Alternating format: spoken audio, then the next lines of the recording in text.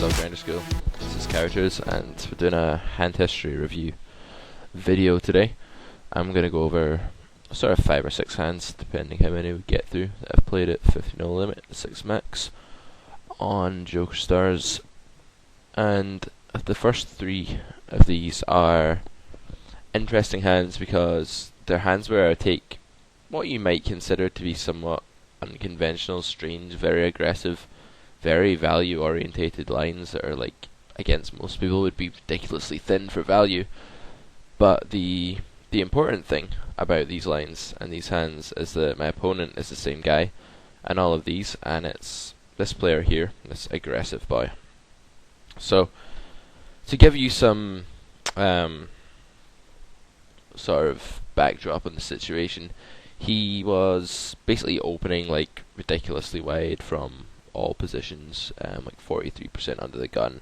This got wider and wider as the session progressed, and as he became more and more tilted, he just started opening like anything, and was at the point I played this first hand that you see there, where I've got jacks. I didn't have too much of a read on him. I just knew that he was basically a spazzy fish, as I would call that type of player. Basically just like limping sometimes, but just raising all the time, and then just never folding post flop, and just, you know, betting 4 times pot on the flop and just stacking off with bottom pair for no reason, and just like taking mindless dumb aggression to a whole new level. And we had a good bit of like chat going in the chat box as well, where he was like, I'm really aggressive, I'm so aggressive, and I was like, yeah man, you're too aggressive for me, I can't handle that shit. And he was like, yeah, I'm too aggressive even for me sometimes. And I was like, haha, smiley face, you know, like, keep the fish happy, be nice to the fish even when he's taking your money, because sometimes fish run good too. So in this hand we have jacks on the cutoff. So many of my videos seem to be me with jacks, I don't know why. This goes back to this treble hands thing. They create some interesting spots because, you know, you always hear beginning players like, jacks are so hard to play, I hate jacks. Like, I was at a live tournament the other night, man, and like about 6 people at the table started this whole consensus about how terrible jacks were. Oh, I hate jacks. Jacks are an awful, awful hand. They just get you into trouble. It's like, well, learn to fold then, you fucking idiot. Like, sorry, excuse my language, but come on, like, jacks are a good hand. They're like the 4th best starting hand you can get in No Limit Texas Hold'em. They're not horrible. It's just that if you insist on stacking off with them all the time in bad spots, then, and playing them terribly post flop, then yeah, they are an awful hand. So I can see why weaker players who don't have a good grasp of how to play poker at all would say that they're horrible. But please don't let me hear you guys say that jacks are terrible. They're the 4th best hand, man. If you look at jacks in your database, they should be making you money. If they're not, then you're doing something wrong.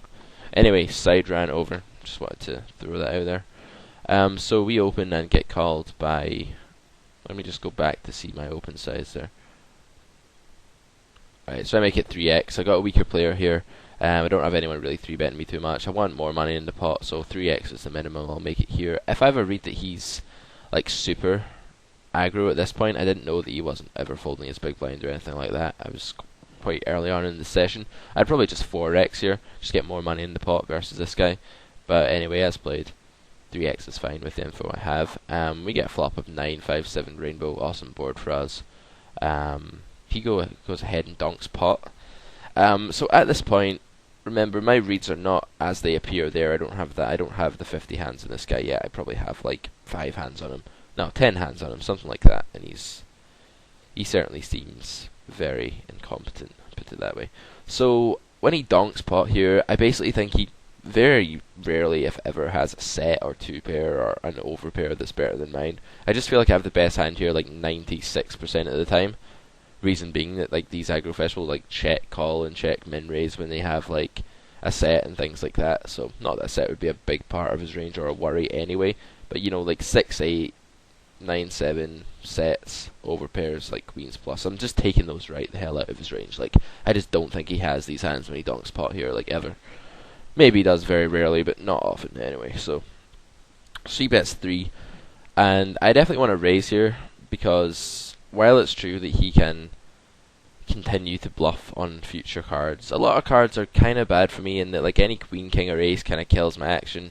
Even a 10's a bit of an awkward card, although it's fine. Like 6s and 8s, they may kill my action or make things a bit dubious as well on later streets. Like basically, I just feel like this guy's so bad, he's going to continue with any piece of the board, any draw, any gut shot. There's no reason for me not to raise here and just put more money into the pot now. Yes, like maybe he has air and he'll fold here sometimes, but he's so aggro and the size he's bet, it's kind of like, it's the sort of sizing that makes me think that he's not planning on folding anytime soon. He's just let out for pot, so I like to go ahead and just raise it up here. Make it 10.55.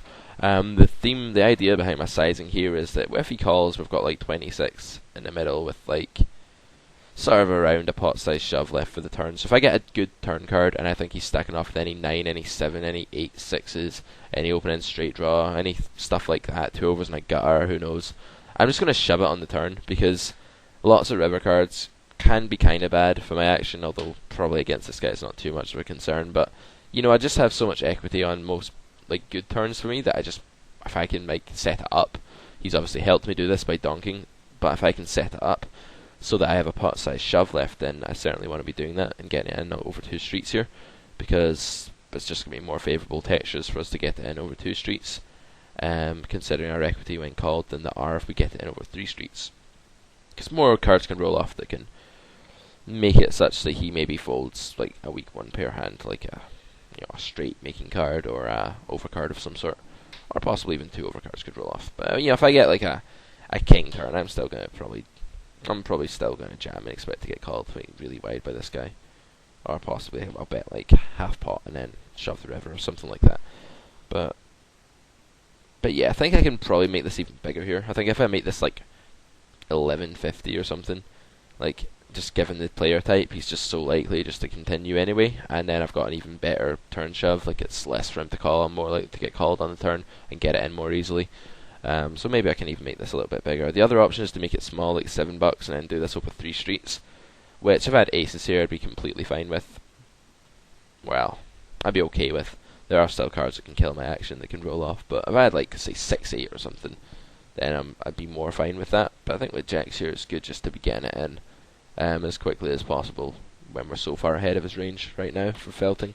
When we have an overpair here, and our relative hand strength is so great against his range. So he clicks it back. This might be kind of scary if I hadn't already ruled out like all sets and things from his range, basically by his initial dunk. I mean, yeah, it's certainly possible now that he has just flopped the nuts, but I'm not folding to 55-33 that takes loads of spazzy lines and just looks crazy and is called aggressive boy, that's spell drawing and is shouting into the chat and being a moron. So I'm never going to fold to this guy in this spot. My plan of raising the flop was to get it in. Yeah, I'd rather he just shipped over me rather than making this little min 3-bet on the flop, but he's still going to have like random top pair spew, random like gutter and pocket 8s, ace 7, 6, 7, 8, 7, all these kind of hands, pocket 10s, ace 9, all this kind of stuff. So, and there's way more combos of that than there are better hands. Very few combos of better hands here, just 6, 8 basically, which is like 16 combos granted, and then sets, but whether he donks those for pot on the flop I highly doubt, so I discount them, and yeah, it's a snap. Get it in for me, I'm not really worried at all. We get it in, and the result of the hand, which will be interesting for later, is that he got in with 10-9 on the flop, so just top pair, weak kicker, and river 2 pair, which sucks, but that's going to happen. Pretty happy with the way I played the hand. I do think that if I try and make it smaller on the flop, I don't even think I induce much more. I think he's just so bad that he's going to continue with like the same range, so I just want to get it in on 2. If he was like someone that was very bluff heavy, then maybe, and still kind of spazzy, I might make it smaller to induce some stuff and then do it over 3 streets if I thought his range was weaker. But against this guy, pretty happy with the way I played the hand. Okay, so the next hand is at the same table. Aggressive boy has been on a bit of a heater. He's won another stack from the reg to his right by getting in by 10xing queens under the gun, and that guy shipped 9s, I believe. This impos this guy, and aggressive boy snapped it off with his queens, and the queens held up. So he's pretty happy at this stage. He's playing just as many hands as he was. He's still being completely crazy. His 3-bet percentage, which is relevant for this hand, is like 1 out of 2 on the button, like Whether it was this high at the time, I'm not sure, but he would definitely been actively 3-betting, and I had a high 3-bet number for him.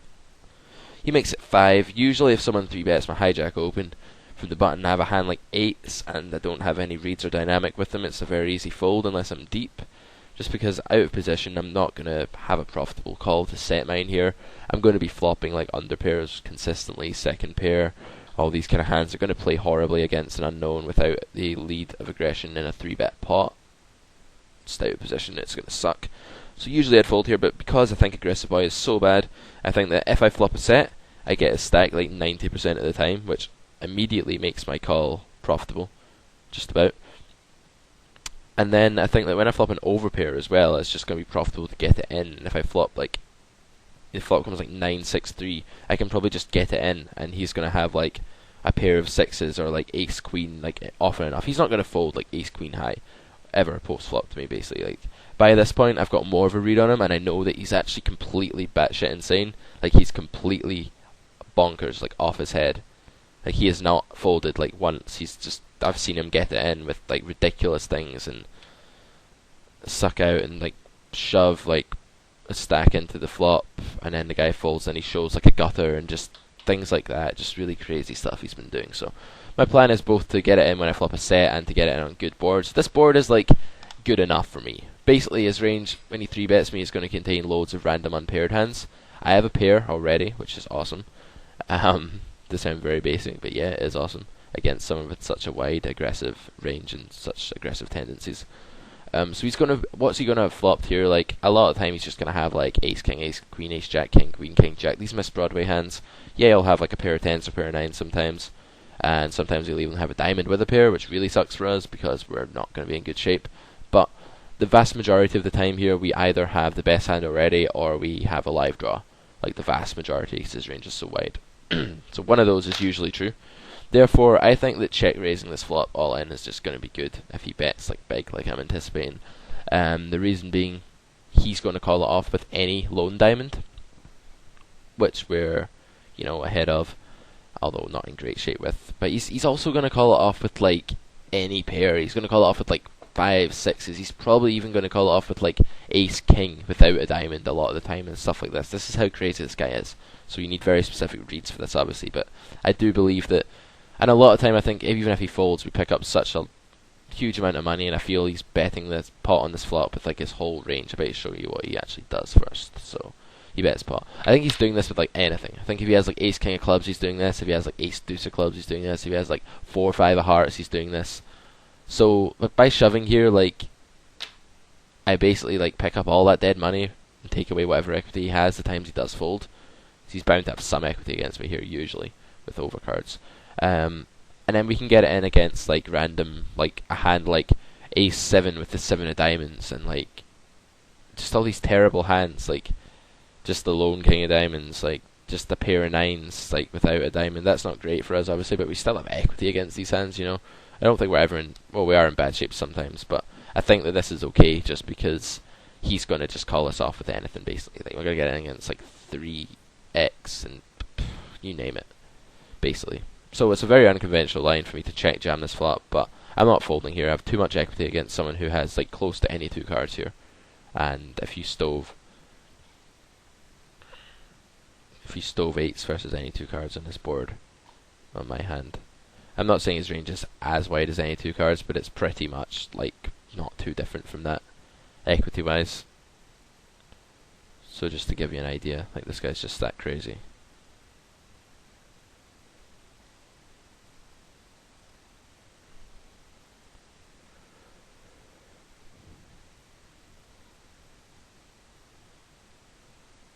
So yeah, we're in very well versus like anything here. Now if you take like, even if you take like a bunch of this stuff out, it's still gonna be, pretty awesome. So if we take out like I say, I think his flop c-bet range is like 100% of the time, apart from maybe when he flops the nut flush, and then he'll probably check or something. But I think when he has air, he's always c-bet in here. So if we say like he has like a random like top 50% of hands, which is totally reasonable for this guy, like we're still in fine shape to get this in here. Yeah, he'll fold some of that, But we pick up lots of dead money, and when called, I don't think we ever have less than like 50% equity here, so I think this is going to be plus EV. And even if we do have less than 50% equity, but we pick it up from like total air a lot of the time, it still could be plus EV, so yeah, I like it. And he gets it in with us. And the board runs out kind of weird, but he has deuces, so that kind of confirms our read that he's completely insane. So this is the last hand I played against Aggressive Boy, so you might be able to guess what happens here. We're now deep, which is an awesome situation. I'd rather he was sat here to my left, but you know, we're totally deep with a huge fish here, so no complaints on my part. He opens to 5x, very standard for him, under the gun. He's been doing this like constantly. Since I stacked him in the last hand, he's sort of just gone crazy and just never folded pre-flop. And net calls with any sort of implied odds hand, I'd imagine, or anything that can flop well. With King Queen, so I got a few options. I can squeeze here and isolate Aggressive Boy, which certainly has its merits. My only concern is it's very high variance, and he can be just shoving on me pre-flop with like random hands, and I may even have to call it off. And I don't want to get my stack in pre-flop with King Queen when he's going to have like Ace 4 and stuff. He's so tilted now. I want to see a flop, and I want to make sure that I flop something that has good equity to get it in.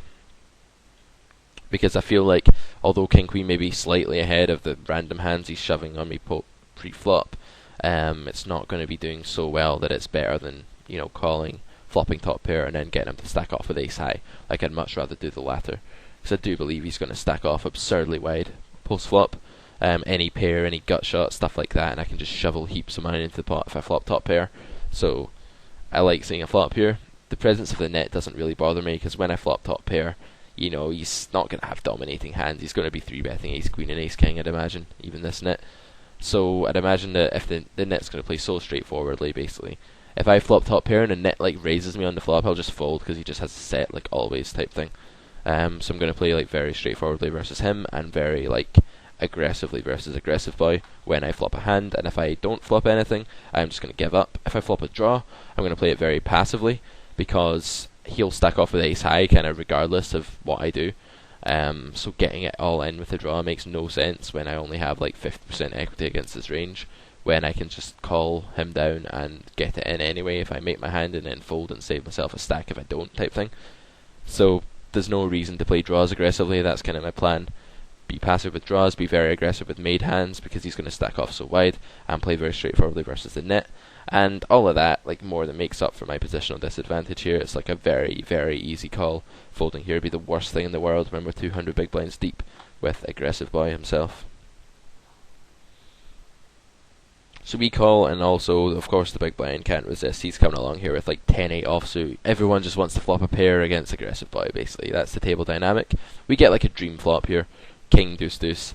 It's like, we're just so likely to have the best hand here all the time. Like, the net and the reg rarely have deuces. And if one of them does start to play back at me here, I'm pretty confident that my hand is screwed. So it's going to be very easy to release against those two. Aggressive Boy, however, is going to c-bet this flop for pot, and then we are going to raise, and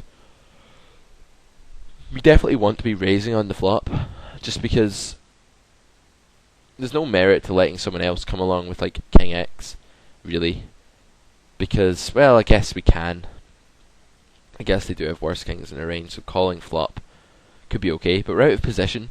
And then if we're checking the turn to him and letting him check back, or we're leading the turn, we're not getting as much money in the pot. We're 200 big blinds deep here. So I think our plan really has to be to check raise against Aggressive Boy and start building that pot, so we can just go bet, turn, jam river, and get the whole 200 big blinds in. That's right, top pair, queen kicker, and we are felting for 200 big blinds against Aggressive Boy. That's the plan, because we do think he's going to stack off with ace high and pocket sixes. Any king, for sure. No doubt any king. No doubt any pair, I would say. So we raise the flop and he calls. Note I make it pretty small here.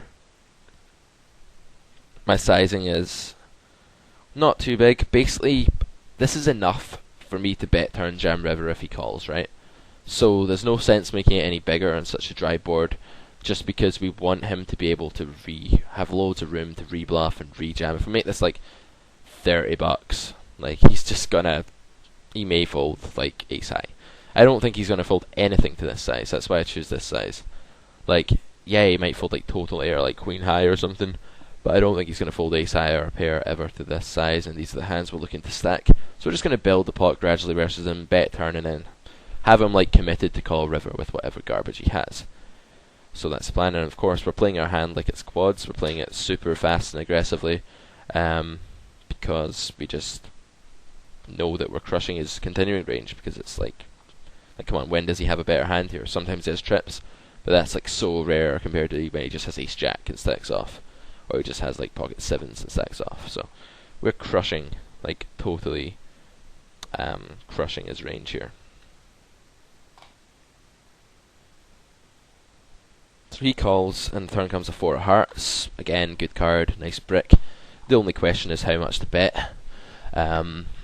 I think like sort of $24, anything around there is probably good. I think 28 is like maybe a little bit big. I still want him to call with ace high. I still want him to call with pocket threes. He might do anyway, but I'd rather just make it a little bit smaller, and I can still jam the river. Like now I've left like less than half pot on the river, which is good because it gets him totally committed with whatever he has. But I don't want to be folding out a hand on the turn that he's still going to be committed with in the river. If I make it 24, is still like only just over half pot left. He's still going to be very committed. So I think I should make this a little bit less, just because it increases the chances of him jamming over or continuing with a hand that's utterly ridiculous, like the hand he actually shows up with, or some sort of garbage like that. So queen on the river, awesome card. I'm obviously just going to shove this, there's nothing else to say. I am like an 85% favourite against his calling range. I'm very happy. I'm getting in 200 big blinds deep with the nuts against the fish, so I jam the rest. He calls, and he has queen 7 of hearts. So on the flop you can understand his call. I mean, he has a backdoor flush draw that's pretty awesome going when you're deep. I mean, you're very likely to make a backdoor flush. Even more likely than you are to make a normal flush draw, right? On the turn, of course, he has to call like the 2/3 pot size bet because he has a flush draw. And on the river, he made a pair, so you can't fold a pair if you're aggressive boy. So he stacks off with that. So pretty standard hand. I think I played it well. I think my turn sizing's a little bit off, but that was the only thing that was wrong with it. Apart from that, I'm really happy with the way the hand went down, and it's nice to win a 200 big blind pot against a whale. I'm just going to pause the video and get a glass of water, and I'll be right back. You guys won't even notice a thing. Okay, I am back. There's a big leak coming down from my ceiling right now, which is kind of unfortunate, in the hallway, so I'm going to have to go and try and get that fixed. But man, I didn't want to say to them now, because if they send a plumber around in the middle of me making my video, that would be kind of annoying. So, but yeah, it's like dripping water all over my flat, which is kind of annoying. Okay, where did I get to? So that's that hand. That's the end of the saga of hands against Aggressive Boy. Unfortunately, he left the table shortly after that, well, straight away. And I said to him, rebuy in the chat with question marks, but he didn't rebuy. Then all the regs started laughing about how he was the worst player they'd ever seen. And I said to my girlfriend yesterday, I said, I think that guy was the worst player I've ever played with in poker, and I've been playing poker online for like 4 years, and that's got to be like, yeah, that's got to be the guy that sort of really raised the bar for being a whale. Like, I don't know if I'll ever encounter anyone like that again. Maybe like in 2003 you would have, but these days, like, even the whales don't stack off with like deuces on that board. Like, it's just so ridiculous. It's nice and refreshing to get someone that bad. So anyway, these next hands are just standard hands, not standard hands obviously, but they're just hands against more standard players who aren't totally insane, unfortunately. So we open King Jack here under the gun. Kind of marginal. Couple of reasons. Weaker player in the big blind here, although he's not super fishy or anything, he's still gonna be weaker. And this guy here is just, he's not been jamming a whole lot, so I'm not too worried about like having to fold to a jam. I will fold to a jam because he's not been jamming too much, but more likely he's just gonna flat me this 57-17. So that's why I open King Jack here. King Jack's gonna play very well against his range, especially if he's playing fit or fold post flop. Folding to 2/3 of c-bet so far. It's that grey number. So I like the situation there, and I'm not getting 3-bet by anyone in this table really. There's no 3-betters about, so I'm fine with it. So flop comes 7-7-2 against this 25-21 guy. Pretty much standard c-bet for me. I'll be firing a lot of turns as well. I expect him to probably float here with ace high sometimes and stuff like that. Although he'll certainly also have a lot of pocket pairs in his range. He's flatted my under the gun open, so ace high isn't going to be a huge part of his range. He may have like ace queen and stuff like that, maybe ace jack suited, but not like a huge amount. A lot of his range is going to be pocket pairs here. So we get a deuce turn. Pretty bad turn for us to keep firing on. Ace high, if he has it, isn't going anywhere. He's probably going to fold all the hands that just brick this flop completely that are worse than ace high on the flop, so I'm not worried about like checking and folding the best hand here. So I think check folding, expecting his betting range to be mostly made up of pairs, is going to be good. Oh, excuse me. So I think just check folding this turn is relatively standard. There's not really a whole lot else I can do. It's like one of the worst turn cards in the deck. But if I got like a 10, I'd probably just go ahead and bet again if I think he folds like ace queen, ace jack and stuff like that, or any random floats. I think it's fine to go ahead and fire another barrel on those cards, and then there's a lot of good river cards we can fire as well. So if he's going to have like 6s, 8s, 9s and call turns, then there's going to be loads of cards in river that we can triple and make him fold those pocket pairs on. So c-betting the flop is like, it's awesome because there's just so many good turn and river runouts for our range, and there aren't that many for his range. His range is very capped.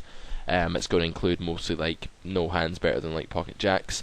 Our range, however, can be like all pocket pairs, and when like kings, queens and aces fall on turns and rivers, they connect very well with our under the gun opening range, and because of that we can rep a lot of stuff and just put a lot of pressure on his range that usually, more often than not, won't be able to stand 3 streets of aggression. So that's why I like just firing, opening the can of bullets there, so to speak, and just firing a lot of bets.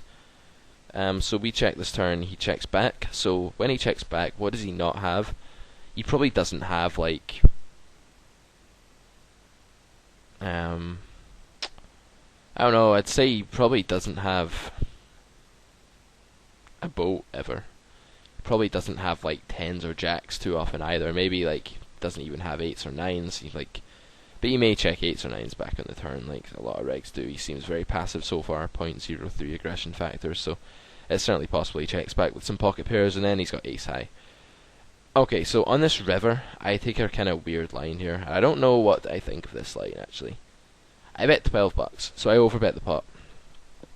Basically, I think I have the best hand always, that's for sure. I don't see how I cannot have the best hand here. And I think that his range is a lot of, like, sort of weak bluff catchers, right? Like 5s, 4s, 6s, 3s, ace high. Sometimes he'll have ace jack suited maybe, and that sucks, but probably not too often. So that's one way that I could have the worst hand here, I guess. And then like 6s, 8s, 9s maybe 10s, I doubt it. I think he bets like 9s, 10s and stuff like that most of the time on the turn, even though he's passive. So probably just you're looking at these sort of weak pocket pairs and ace high hands. So I overbet the river just because it looks so ridiculously full of shit. Because when I check the turn, right, now my villain might not be thinking along these lines. It may be spewy, and that he's just going to fold his bluff catchers to this line because, oh, it's a big bet and I only have ace high. If that's the case, then my line sucks. But I feel like at 50NL people do try to hand read, and they are capable of making these hero calls sometimes and stuff like that. I don't even think it's that much of a hero call, but so by betting big here, I'm polarizing my range, right? I'm basically saying I have like an overpair or a boat or nothing. Like, regs will not expect you to bet Jack X this size, like at all. They'll expect you to bet like $5. If they had Jack X, they'd bet like 460. That's how these guys play. But I'm the carrot man, so I don't really fall into that trend. I sort of take crazy lines because I'm a bit crazy. So I bet like more than the pot here to try and make my range look polarized, to try and make my hand look like it's either some weirdly played monster or air. And what's more likely, like when I don't bet the turn, probably just gonna be air, right? So I'm hoping to get called by all these pocket pairs, maybe get hero called by ace high, But the danger to this is that if I fold out ace high, then I'm losing a lot of value, and I could just bet like $5. But the thing about the $12 bet as well is, and this is why I like it, it does not need to get called anywhere near as often as like the $5 bet does to be as good as it. Like if he calls this with like 6s through 8s, like 6s and 8s with just those 6 combos, and he's folding like another sort of 20 combos, like to this bet that he calls for $5 or something, it's gonna even like make it about the same. Like it's probably gonna, this might be slightly worse if it's that extreme, but my point is that when he does call here, we make 2.5 times as much basically. So, you know, it obviously has to work like 2.5 to 1 times less follows from that. So I like it. I think it's a good size. I think it's likely to induce a lot more hero calls than you might think, just because a 25-21 usually will give hand reading a bash and will usually determine that I'm just really full of shit here. Like, what the hell can I have? Like, seriously. They won't really expect me to have Jack X here, I wouldn't think. So that's why I overbet river. You can let me know what you think about that, but I think it's quite interesting. And he tanks for a long time, if I remember rightly, and then calls with 9s. And I was surprised that he checked back 9s on the turn there. I mean, I'm check calling potentially ace high, potentially check calling like all these weaker pocket pairs. I think it's really bad to check back 9s. With 9s, I think you should just bet turn, bet river, basically, on good river cards. Maybe check back the jack river if he bets turn. Seems pretty standard. But he should definitely be betting the turn. That's where a lot of his value is coming from. He's getting check raised. Hardly ever. If he does get check raised, it's probably an easy fold. Although, interestingly enough, his range is very limited on the turn, so check raised by me, you know, kind of should make him fold a lot of his range, but maybe he wouldn't believe it. I don't know. I'm sidetracking now. Okay, one more hand. In this hand, excuse me, pretty tired. I've not been getting the best sleep, man, 'cause I've had like, I don't know what's wrong with me. I've been like 6 months ago, I was getting like colds all the time, and then over the summer, like I didn't get sick once for like 4 months, which was really nice, and now I kind of got sick again, which sucks. I really blame the Scottish weather. Like, the weather here in Scotland is so bad, it's demoralising. Like, it's so cold and wet all the time that I just think it makes you so prone to just contracting colds and flus like all the time. When I was in Vegas, man, when I was in like the States, it was warm, it was nice. I didn't get sick once. Not one time did I feel ill, apart from when I got like dehydrated through hangovers in Vegas. If you go to Vegas, make sure you drink lots of water. That's my advice. Or Gatorade. That stuff saved my life. I think that's really good stuff. But here, like, especially throughout the winter time, like, you just get sick a lot because it's so cold and people are just more susceptible to picking up all these illnesses, and they're all like floating about the air as well, and everyone's passing them to everyone else. And especially if you're in university like I am, you'll sit in a class and it's just like echoes of coughs like cascading throughout the lecture theatre, and all these students are just spreading all their germs to each other, and it's horrible. Yeah. And they're all like incestuous, like 18-year-old students anyway, so they're all like, you know, all going to like their crazy parties and spewing their germs all over each other, then bringing them into uni and giving them to me, which sucks. So anyway, I apologise for sidetracking, but I had to fill some time, man. I had to fill up a little bit of time here because this is my last hand that I bookmarked. It's kind of sad. I thought you might want to know what it's like here in Scotland, because most people from out with the UK are quite interested to know what Scotland's like, and they're always very sort of, oh, it's beautiful there, I need to go there, or tell me about it. So maybe that was interesting. Maybe not. Okay, so this guy opens under the gun. This guy, 25-21.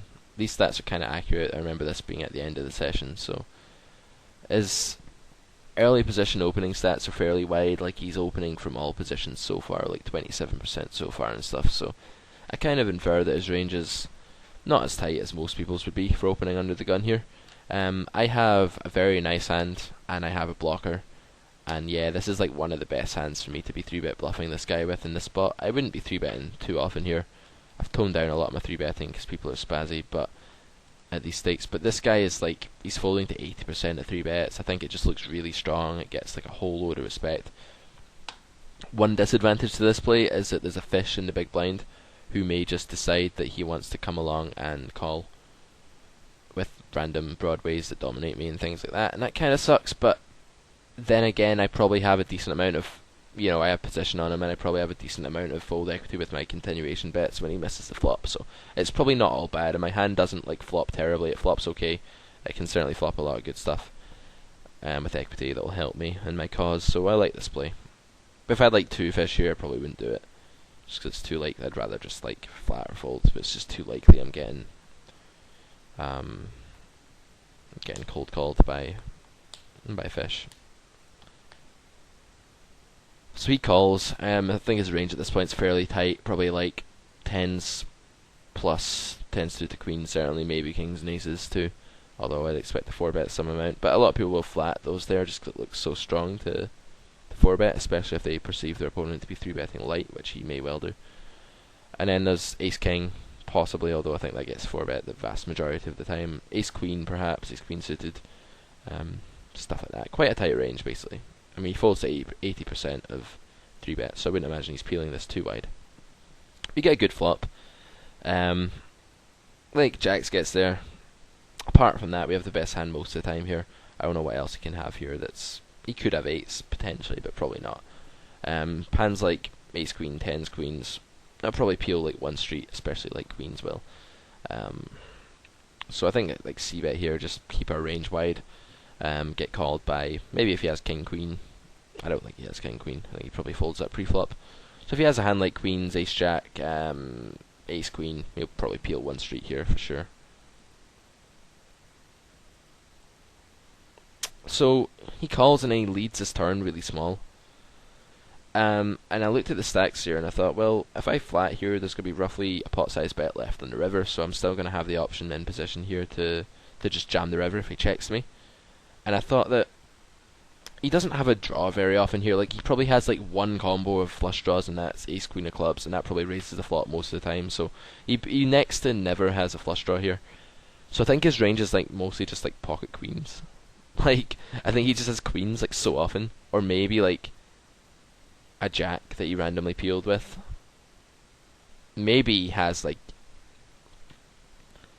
maybe sometimes he has a strong hand that he's trying to induce with, like king X or jack's full or something, but like it's certainly possible.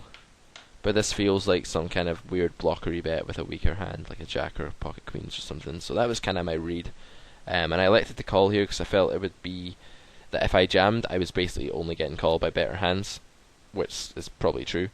I feel if I jam here, I'm only going to get called by king X or jack's full, and those are all going to beat me, or eight's full. So I just call. It also allows him to, if he is bluffing or he has ace queen or he's doing something weird, to bet again on the river. He bets 11 here. It's like so small. Like, I just feel like I have the best hand most of the time, like almost all the time. I feel like if he has like, ever has like a boat, one of the 3 combos of boats, or if he ever randomly shows up with ace king or king queen here, he's just going to bet bigger than this. Now that all the draws have missed as well, I think that he's maybe more likely to call here than he would have been on the turn. So I feel like he can certainly make a call now, like a hero call with like a jack or with queens. And queens are 6 combos, and they're quite a big part of his range here, in my opinion. Although it's just 1 holding, I think it is a very considerable part of his range. So I'm kind of targeting a hand like that. And I jam here. I don't know if I like it. I guess it's probably fine, just given that he can call with worse, and he probably never really has better too often. But if it's the case that he's never calling with worse, then it's just going to be terrible. But yeah, I like to jam. Kind of thin, but probably okay. Just do a little stove exercise. I mean, I really don't think he has a better hand often here. That's the thing. If I think he can have like king X or jack's full in his range frequently, then I really don't like it. But I think he just has queens and stuff so often that I just have the best hand all the time. So king hearts, 9 hearts. That would be a 5.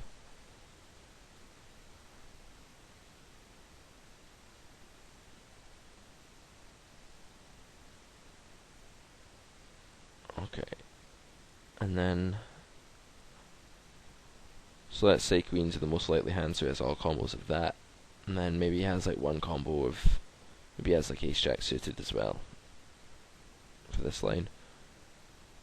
Certainly, definitely a line I can see him taking with a hand like ace jack suited, try and get value from worse jacks. Although I don't think he flats ace jack offsuit pre-flop too much. He could have aces, for sure. 4-bet some pre sometimes, so we'll give him like half the combos of aces. And he could have like, you have hands like this. So how often is he calling these hands? I'd say he's always calling aces. I'd say with queens he's calling maybe half the time. And with ace jack suited he's maybe calling like, maybe he calls like one of the combos of that or something to this river shove. So say that's his calling range, and then he has jacks all the time, say, just to, for instance, and then he has ace king as well all the time, right? Like, we're like 50-50, and I think that's pessimistic as to how often he has jacks or ace king. So I think that kind of confirms my premonition that it's thin, but even a pessimistic range yields a 50% equity result, so therefore it's probably slightly plus EV to jam this river. Leave me your comments. What do you guys think about that? Poker is very subjective.